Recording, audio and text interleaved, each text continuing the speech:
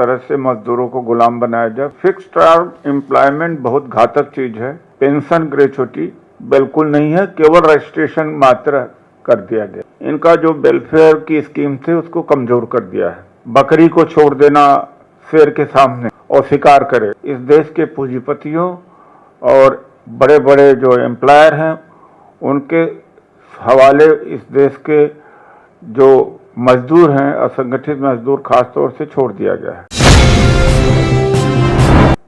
चारों श्रम संहिता labour code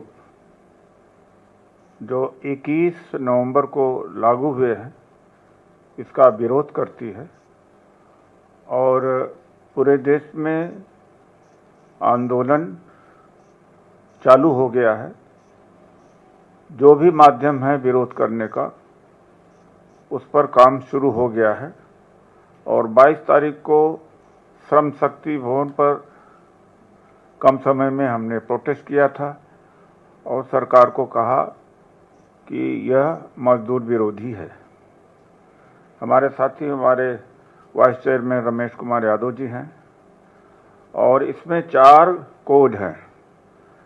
industrial relation, higher और फायर, 300 तक कामगार को निकालने के लिए किसी की अनुमति की ज़रूरत नहीं है, जब चाहे एम्प्लॉयर निकाल सकता है। पहले 100 की ही सीमा थी और ये एक नया इन्होंने तरीका सोचा है कि किस तरह से मजदूरों को गुलाम बनाया जाए। फिक्स टर्म एम्प्लॉयमेंट, तो फिक्स टर्म एम्प्लॉयमेंट बहुत घातक चीज है मजदूरों के लिए।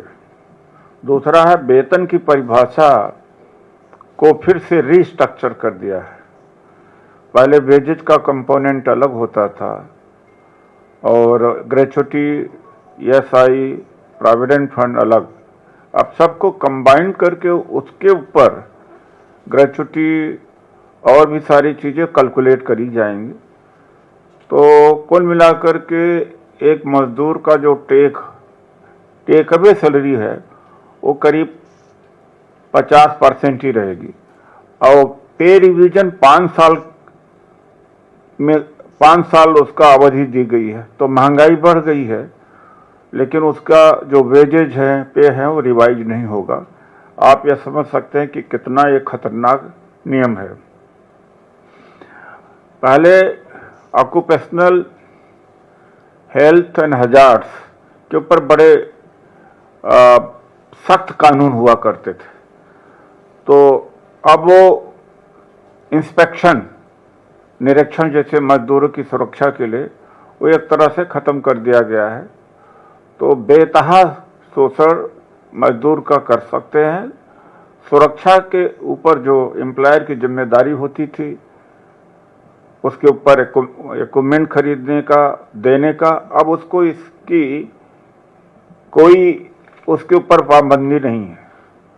इसके अलावा भी इसमें जो गिग वर्कर्स हैं और उनको केवल सुविधा दिया है, उनका रजिस्ट्रेशन हो जाएगा।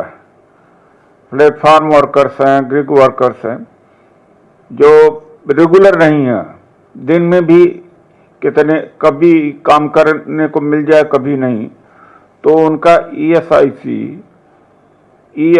EPFO, पेंशन ग्रेच्युटी बिल्कुल नहीं है, केवल रजिस्ट्रेशन मात्र कर दिया गया है। तो इस तरह से इनका जो वेलफेयर की स्कीम थी उसको कमजोर कर दिया है।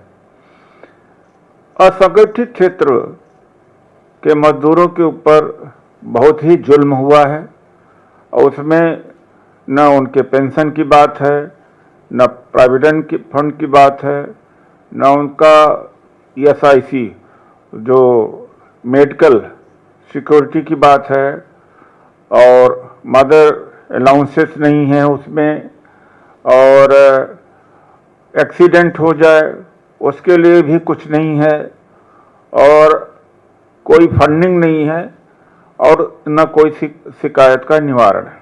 असंगठित मजदूर इस देश में लगभग 44 करोड़, उनको बिल्कुल एम्प्लॉयर के हवाले छोड़ दिया गया है। जैसे बकरी को छोड़ देना शेर के सामने और शिकार करे।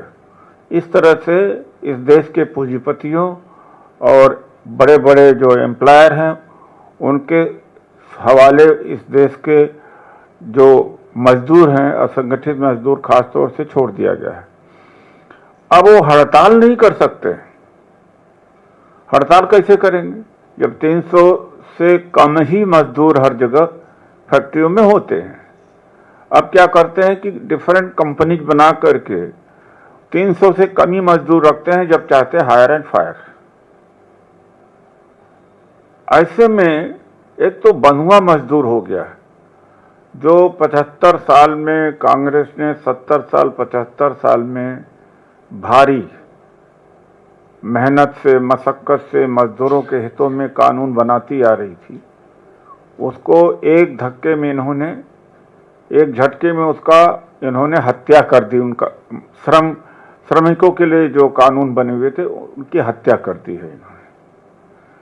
ट्रेड यूनियन भी स्ट्राइक कर रही हैं, लेकिन असंगठित कामगार इसमें बहुत ज़्यादा प्रभावित हुआ है। तो इससे ज़्यादा खतरनाक नीति अभी तक तो मैंने नहीं देखा कि भारत सरकार की आई हो मजदूरों के लिए। तो इसको वापस किया जाना चाहिए, ये हमारी मांग है। धन्यवाद।